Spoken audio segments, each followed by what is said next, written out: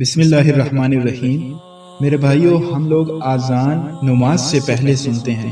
اور شاید ہم یہی سمجھتے ہوں گے کہ آذان صرف نماز کے وقت ہی کہی جاتی ہے،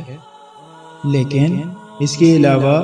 آذان کے درج ذیل مواقع بھی بزرگوں نے نقل کیے ہیں۔ آگ لگنے کے وقت، کفار سے جنگ کرنے کے وقت آذان کہی جا سکتی ہے، غصے کے وقت آذان کہی جا سکتی ہے، جب مسافر راستہ بھول جائے تو آذان کہے، اور جب کسی کو مرگی کا دورہ پڑے تو اس کے سامنے آذان کہی جائے۔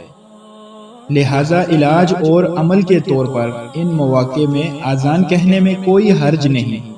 امداد الفتاوی میں ہے، ان مواقع میں آذان کہنا سنت ہے۔ فرض نماز کے لیے، بچے کے کان میں ولادت کے وقت، آگ لگنے کے وقت،